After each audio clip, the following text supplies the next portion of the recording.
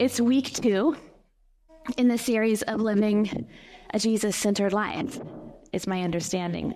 We're patterning our lives on the pattern of worship. So when Brandon asked if I would preach on the topic of listening, I jumped on it. Before I was a priest, I was a therapist. And so I consider listening to be one of my superpowers. Or if not that, at least a finely honed professional skill. But then it immediately dawned on me that what we're really talking about is listening for God, which is different and something I'm not exactly expert at. And even now, I find it kind of funny that I've been asked here to focus on listening, but what I'm really going to be doing is a whole bunch of talking to you guys. So when this is done, you can teach me how to listen. I was talking to my mom, preparing for this sermon, and she, in her wisdom, she wanted to clarify to me. She wanted me to clarify to her. So wait, are you supposed to be talking about listening to God or listening for God? And I began to think about this distinction. I think of listening to God as more predictable, more tame. Listen to what Jesus says to do in the Bible and then do it. I'm actually a big fan of that, just so you know. Ask God a specific question about your life and then listen to the answer, like trying to play Mad Libs with God. Okay, give me a plural noun. I have a blank to fill in. This is actually what I have been finding myself doing in my life lately. And often it feels like listening to crickets. Maybe there have been times in your life in which you heard the voice of God telling you something. You heard it loud and clear, coming from within you, but at the same time, clearly not you.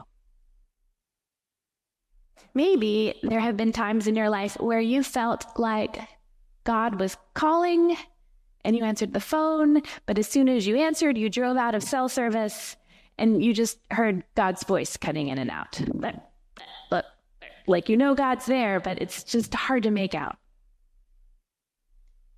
Maybe you've actually heard people say that God tells them really specific things often, and you felt deeply skeptical.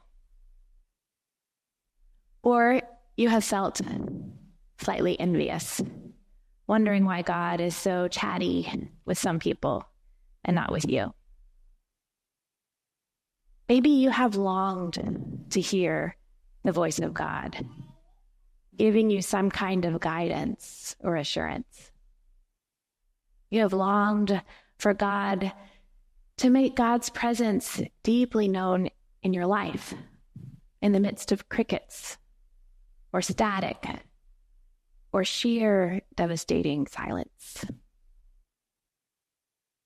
Mary Magdalene, standing at the tomb, experienced nothing at first but sheer devastating silence.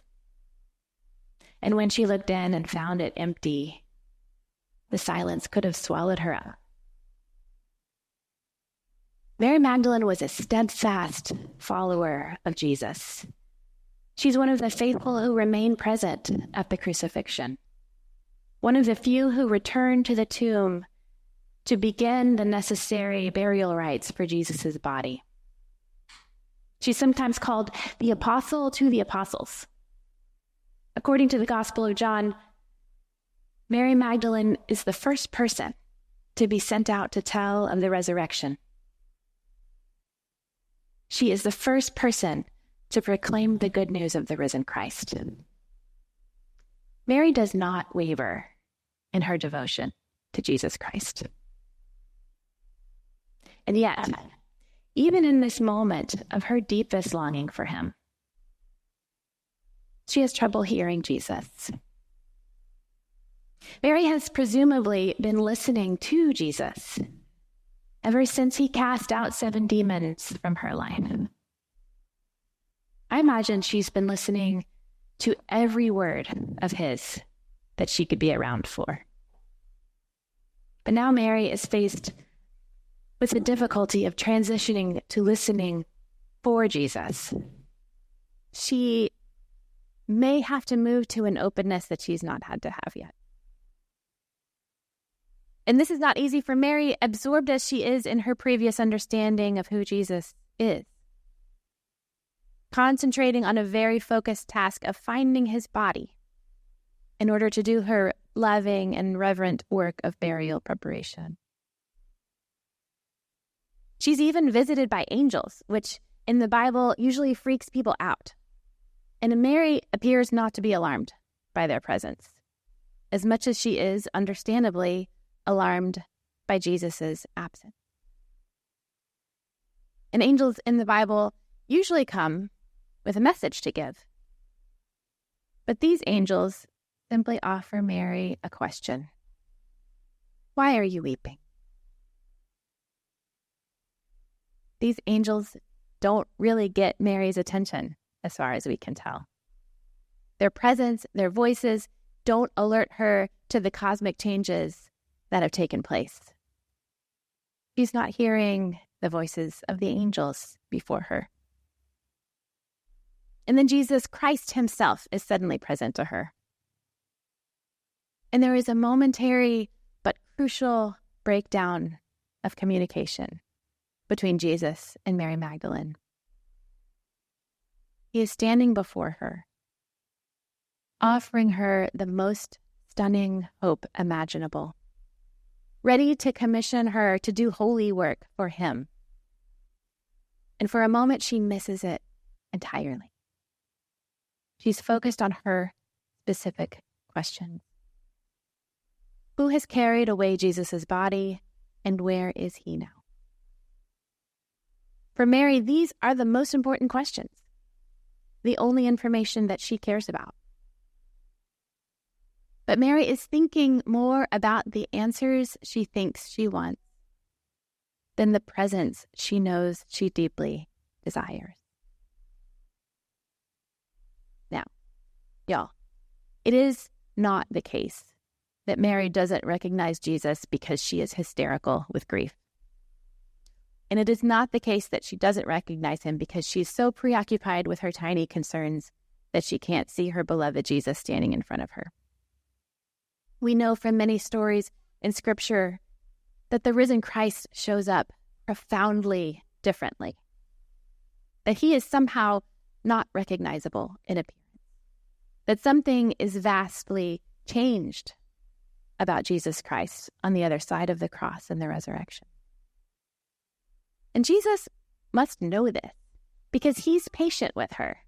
He is not at all surprised or frustrated that Mary has made such a huge error in recognition. Here's the thing, and it's important to hear this. Mary does not move from doing the wrong thing to doing the right thing in order to hear Jesus' voice for what it is. She didn't miss Jesus at first because she wasn't reading the right books or spending enough time in her quiet time or wasn't being present enough or holy enough or whatever. She didn't miss Jesus because she was doing the wrong thing. She was actually doing the right thing, the loving thing, the holy thing, seeking Jesus where she thought she could find him, and asking the questions she knew to ask. And she didn't finally hear his voice because she came to an important realization, or because alone she was able to scale up her imagination to a cosmic redemptive understanding of her best friend being resurrected from the dead. The only reason Mary finally recognized Jesus for who he was and began to get a sense of what was going on was because he said her name, Mary. What is recognizable about the risen Christ is not what he looks like. It's what he does. It's who he is. It's how he says her name.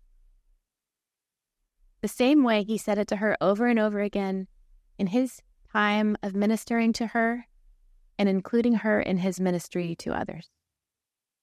Mary, how was your morning? Mary, could you pass the fish? Mary, look at the sun bursting through the clouds like fire.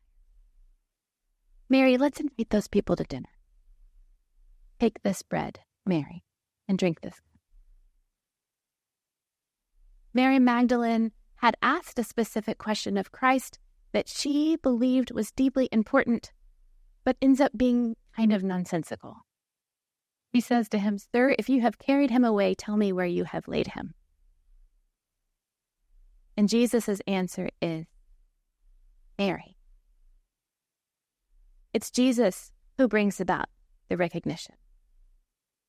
Mary participates in this possibility. What Mary does is turn twice. The first time in verse 14 is after the angels appear to her and are talking to her. She's facing them, and then she turns around away from the angels, presumably to see who might have taken Jesus' body. And in turning around, she sees Jesus, though she does not know it is him.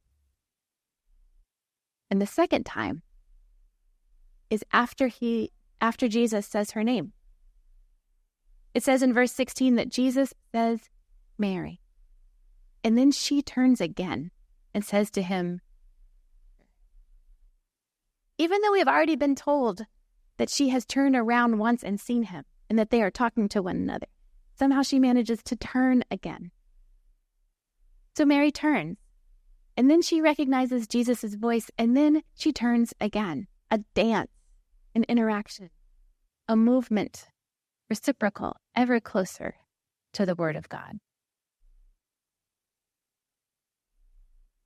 My friends, it's easy to try to conceive of God's voice with a lens of scarcity. If you try hard enough, you pray hard enough, if you do exactly what it says in the Bible, if you stand in just the right place by the window in the front room, you might just get good enough reception to receive some kind of message, some kind of deeply needed message. But what if listening for God is more like listening for a drop of water when you're standing next to a thunderous water?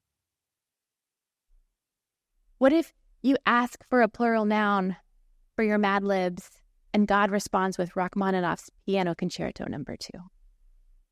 What if the created world is just brimming, overflowing with the voice of Christ, abundant at every turn? What if the slow turning toward the voice of God is a turning towards each other and towards the world all around us? The voice of the triune God is already speaking and always has been, long before we have asked our question. Maximus the Confessor, a 7th century monk and theologian from what is now Turkey, wrote about this possibility. So we're going to go into some theology, guys. Hang in there with me. I think we can do this. Maximus makes a sort of a play on words as he challenges our notion of how to hear Christ. So he's writing in Greek, and he starts with the word logos, the Greek word which is often translated as word. This gets a little confusing because I'm talking about a word that means word, and that's logos. Like in the Gospel of John, in the beginning was the Word, and the Word was God, and the Word was with God. So Maximus uses logos, capital L, in the same way to refer to Christ through whom all things were made. The word that God spoke in the beginning. But that Greek word logos was a common and complex word that could mean a lot of things. It also meant message, idea, or speech, or reason, or like a cohesive. It didn't just mean word in the way our word means only word. So Maximus plays on that nuance. He writes that embedded within each created being, the Logos, Christ the Word, capital L, has embedded a lowercase logos. Within each of us, the capital L Word has embedded a tiny lowercase logos. Within each of us, every created thing, a cohesive principle, an idea in accordance with the eternal logos, the divine Word through whom all things were created. So another way to think about this is that every created thing, every green anole lizard, every Houstonian human, every loblolly pine, all of us hold within us a signature of our Maker, a refraction of God's light, an echo of the Word. All of us reverberate with the song of God. Maximus writes that the goodness of the Logos is revealed and multiplied in all the things that have their origin in him, which is, of course, everything. The goodness of the Logos is revealed and multiplied in all the things that have their origin in him. So if you are trying to listen for the goodness of the Logos, you may find something about him revealed in something or someone that has its origin in him. So that's a little bit different from me asking Jesus to tell me exactly what I should say in that upcoming interview. But it's also not that different. The pattern of hearing the echo of Christ in all created beings that Maximus offered. The pattern of setting your questions aside to turn to hear your own name that Mary Magdalene showed us. This is a pattern that we enact when we come together for worship. The church is us here for an hour or a little more on a Sunday morning.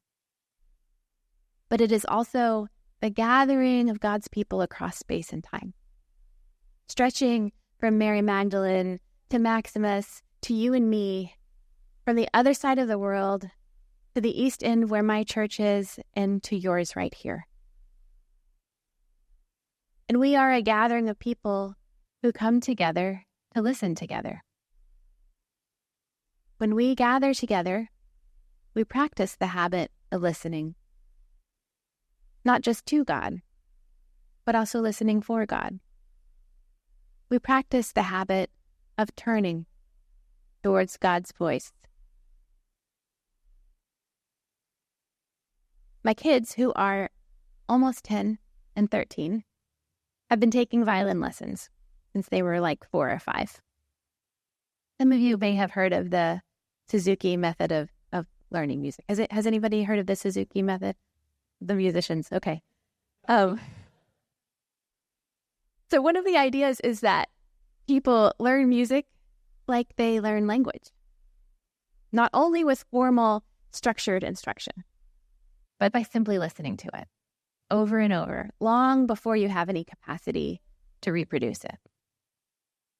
So this is like language. Most of us are immersed in a world of spoken language from the moment we are born. And all of that listening to language accumulates over time to build the capacity to speak, which comes years later. And so the Suzuki method of learning music teaches that learning music is very similar. You have to listen to it constantly from a very young age. At first, the same recording of very simple music every day. We listen to Twinkle, Twinkle, Little Star, so much Twinkle. So my kids' teachers have always urged them and me to do your listening. Have it playing in the background. Let it be your soundtrack every morning, so it soaks into your mind and heart. And over time, it becomes a part of you. And you begin to be able to participate in it. You begin to be able to make the music that you've always been just listening to because it's already inside you. Being present in worship reminds me of this listening practice that my kids and I have. Or really, the Suzuki music is more like an analog for what God is always already doing in our life. It's like one of those little logos refractions. God offers us practices that we can engage in, that we can turn toward, like Mary Magdalene, over and over again. Week by week, in our worship services, we turn together toward this listening, which can cause the music of Christ to soak into our minds and hearts. Week by week, we learn the language of the eternal word, to let the small echoes of the word within us participate in the symphony of Christ. And in that symphony, those of you who are musicians and maybe other people too, you know there are rests, right? Just little moments of silence. And so even in those moments of silence, the word is speaking. We know that the risen Christ, for whom we are listening, can sometimes be so unrecognizable from what we expect or predict. But we also know that Christ, the Word, echoes throughout creation. That we can turn to Christ in the music we make together here, in the relationships we share with one another, in the tasting of the bread and wine at communion, and in the Holy Scriptures. When we come together for worship, we are practicing together, hearing our names spoken by Christ, or maybe by each other. We are doing our listening, as my kid's violin teacher says. In this way, when we are listening for Christ in the rest of our lives, we come to recognize his voice.